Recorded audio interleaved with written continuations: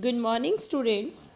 Today we are going to start chapter 11, that is force and pressure. This is a chapter from physics and this is very important chapter. Firstly, you should know what is force. We can't see force, however, we do know that force is used at every step in our daily life. It is a physical quantity which is used to bring about changing. Whether you have to open or close a door, you have to lift a bucket of water, you have to lift your school bag, if you are hitting a cricket ball or any other ball, pressing clay to give it different shapes, all these changes are brought about by applying a force. So we can say all the actions whatever we are doing in our daily life, they are possible due to force. So you should know what is the define of force. We can say force is the push or pull on an object. So in simple word we can say push or pull on an object is called a force. The direction in which the body is pushed or pulled is called the direction of the force, and the standard unit of force is Newton, which is denoted by the letter capital N. It must be remembered that a force does not always make an object move. For example, if you are pushing a wall, still it will not move. If you are pushing a heavy box in the same way, it will not display from its position at all. So these changes show that sometimes force does not change the object position. So here are given some examples. Here are shown certain pictures which are showing the effect of force. For example, if an object has to be moved, it has to be pushed or pulled. Here one person is pushing the car, second one is pulling the car. In the same way for kicking, football, or in hockey, for pulling a card, or even for during a tug of war if we are pulling the rope. So all these examples are showing that a push or pull on an object is called a force. Here second point of the chapter is forces are due to interaction. An interaction of one object on another object results in a force between the two objects. In simpler word we can say we have seen from the given examples that whenever a force is applied in the form of push or pull, there is some kind of change in the state of motion of the object. It means if we are applying either push or pull, definitely there will be some change in the state of motion of the object. Thus we can say force is the cause and the change in the motion of the object is the effect. How does the force come into play? For the force to come into play, there should be at least two interacting objects, one on which the force is applied and the other who applies the force. For example, in this picture you can see that one person is pushing the car. Here two objects, that is one is the person and second one is the car.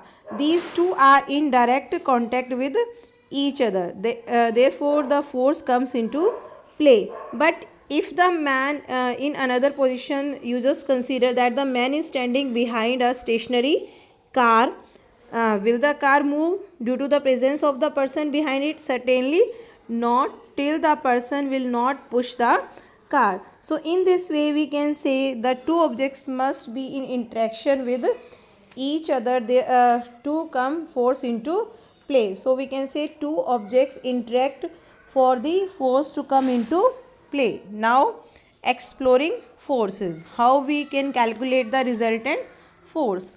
If two forces are acting on a body in the same direction, the net force is the sum of the two forces. For example, I am giving you a simple example. If there is a heavy box and two boys are pushing the box from the same side, it means both the forces will add up. So in this case the resultant force, or we can say net force, will be F1 plus F2. So if forces are in same direction, the different forces will add up. In second diagram, as you can see, if the forces are acting in opposite direction, then the net force will be the difference between the two forces. For example, one student is pushing a table from one side and another student is pushing the table from another side. It means both the students are applying the force in opposite direction. So in this case the net force will be the difference between these two forces. So we will say net force is equal to F2 minus F1. The effect on the object depends on the net force acting on it. So whatever effect will be caused in the object, that depends on the net force acting on that objects. So in this way we can calculate the resultant force or net force. In the same way we can also classify the forces as balanced forces and unbalanced forces. When the resultant of the two forces acting on a body is zero, the forces are said to be balanced forces. Thus balanced forces cannot set any stationary body into motion. They cannot change the velocity or speed of a moving body. So in this case we can say the net force on the object will be zero, because the force from both the sides applied will be the equal. Unbalanced forces are those forces in which the net force on the object is not zero, or we can say the forces are unbalanced. For example, I am giving you a very simple example. During the game of the tug of war, which is called rassakasi, when the forces exerted by the two teams are equal, the forces are balanced and the rope does not move. But if the total force applied by one team is greater than that applied by second team, so the rope will move to the members towards a member which are applying more force. So in this case the net force is not zero, and this is the example of an unbalanced force. So in this way we can calculate the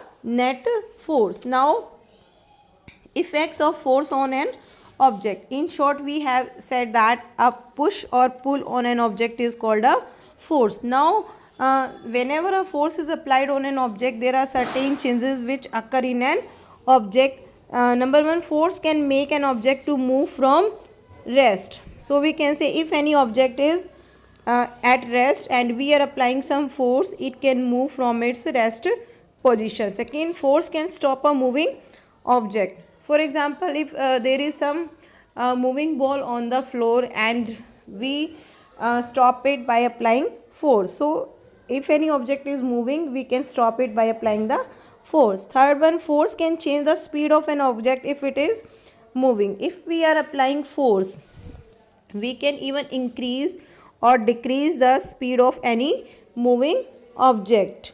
Fourth one, force can change the direction of motion of an object. By applying the force, we can change the direction of the moving object. For example, during the game of cricket, the batsman changes the direction of the moving ball by touching or striking it with the bat at a suitable angle. So in this way we can change the direction of the motion of an object by applying the force.